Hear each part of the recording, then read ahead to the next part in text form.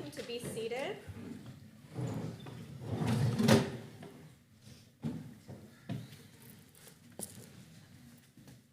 As I have the wonderful honor of leading Tat Shabbat a little bit later, I'll give my Devar Torah now. Rabbi Sharon Brous, who's widely known and alternately praised and criticized for her progressive advocacy, has spent the last few weeks delivering Divrei Torah, reminding us what it means to be both Jewish and human at this moment in time. In last week's Devar Torah, we are Hebrews, we must act like it. She shared a story of a Kfar Aza family holding up the door of a safe room for 35 hours on October 7th and 8th, struggling against the Hamas militants who were trying to break in. Alongside the stories she heard and conveyed from Israeli families, she shared a story from closer to home. A professor at my daughter's university, she says, Columbia, wrote a column describing the jubilation and awe of witnessing the remarkable, stunning, astounding achievements of what he called the resistance. He wrote that day, that piece, one day after the massacres. Many of the residents of Kfar Aza, those who were still alive, were still hiding in closets and safe rooms, often nursing critical injuries and cradling their deceased loved ones in their arms. Shortly after this professor's piece was published, a protest on campus turned violent as students attempted to storm the Hillel building.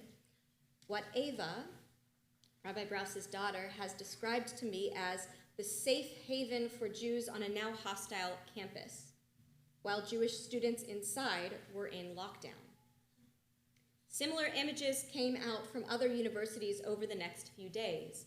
I wonder what would have happened had the protesters succeeded in getting into the building. Somehow, unbelievably, Ava's experience is not unique. Between violent online threats at Cornell University, an angry mob huddled outside of the library doors as visibly Jewish students studied at Cooper Union, and physical attacks against Jewish students at Tulane and elsewhere, our Jewish college students are under threat and are understandably afraid. In Parshat Vayera, when two messengers of God visit Abraham's nephew Lot, Lot invites them to stay. Soon afterwards, the residents of Stone demand that the messengers be brought out so that they can rape them. A few details of the ensuing passage stand out at this particular moment in time. First, when the city dwellers surround Lot's home, they range in age. The Torah says from young to old. Many of our college students have peers, professors, and administrators, friends and mentors of all ages, who are either implicitly or explicitly threatening them for their Jewish identity. Next, when Lot speaks to the city dwellers, he calls them achai, my brothers. Some of our college students have participated in social and political action alongside those who are now speaking against them. They are now seeing such friends participating in rallies alongside those who hold signs threatening not just Israel, but, quote, the Jews. As the people of Stone tell Lot to stand back, they mock him. Ha'echad ba lagor vayishpot shafot. This one comes in as a stranger, and he really dares to judge? That sounds a whole lot to me like he holds too much power for a minority. An excuse that we continue to hear about violence against the Jews. And finally, there's the literal action that takes place around the door. And they pressed hard against Lot's body, and they moved forward to break the door, the Torah says. Vayitzeru va'ish belot me'od vayikshu lishbor hadalet. Two images flash back and forth. The 15-year-old and her grandmother who are holding the door to their safe room, and the Columbia and Cooper Union students on lockdown inside of the Hillel and the library. While one is certainly a much more life-threatening, traumatizing experience than the other, while each experience exists thousands of miles away, the object of both are people who are at risk simply because of their identity with Judaism, their residency in the state of Israel, or their presence in Jewish student space. Jewish college students need our support right now. They need our phone calls and our care packages, our donations to the safe space that Hillel's and yes, even Chabad's have been providing them.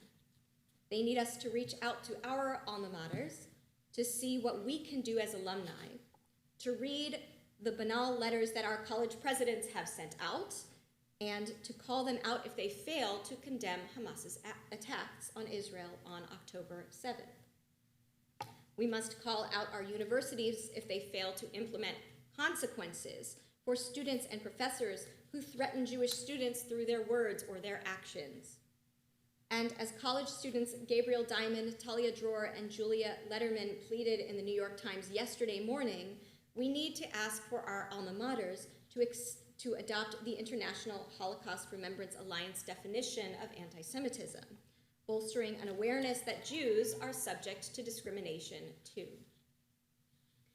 As ShulCloud, our synagogue database, has no magic button to find all of the college students who are members or children or grandchildren of members, I have another specific ask for you. If you have a college student in your family, or if you personally work for a local college or university, and you know Jewish students who need support, please call or email me after Shabbat to let me know. I want to make sure that whether virtually or in person, CBT is another safe space that our college students can go to know that they are not alone. Last week, I mentioned a famous saying from Pirkei Avot. If I'm not for myself, who will be for me? If I'm only for myself, what am I? And if not now, when? While we tend to ourselves, we must not forget Hillel's second teaching. If I am only for myself, who will be? If I am only for myself, what am I? As we work to counter anti-Semitism, we must also check our language and remind ourselves not to blame an entire people for the words and the actions of a few.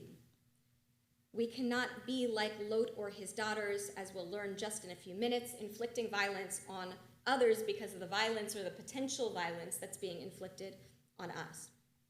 We must remember that alongside this spike in anti-Semitism, Islamophobia is also on the rise. Just as we listen for and combat against unwarranted speech against our Jewish college students and all of our Jewish family and friends simply for their Judaism, we listen for and combat against unwarranted speech against our Muslim neighbors, friends, and co-workers simply because of their identity. In their New York Times article yesterday, Diamond, Dror, and Lederman spoke about the sacred but necessarily limited right of free inquiry for which universities exist. All students have sacred rights to hold events, teach-ins, and protests.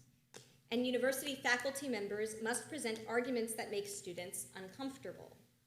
University campuses are unique hubs of intellectual discovery and debate designed to teach students how to act within a free society. But free inquiry is not possible in an environment of intimidation. Harassment and intimidation fly in the face of the purpose of a university. Just as universities promote questioning and challenging one another, our ancient Batei Midrash promoted that sometimes spicy deep dive for knowledge. We are not strangers to differing opinions. We are not strangers to yelling over one another when we disagree. However, our students cannot engage in conversation and debate when they do not feel safe enough to walk to class. For those of us who are students, for those of us who have family and friends who are students, and even for those of us with no affiliation with a college, we can be a vital support system. In our one-on-one relationships and in our advocacy, we can promote greater security for our students. More subtly, by continuing to publicly show our Judaism and by continuing to participate in Jewish community, we can model for our Jewish students the comfort that Judaism and Jewish community can bring when the world might otherwise seem stacked against us. Shabbat shalom. Shabbat shalom.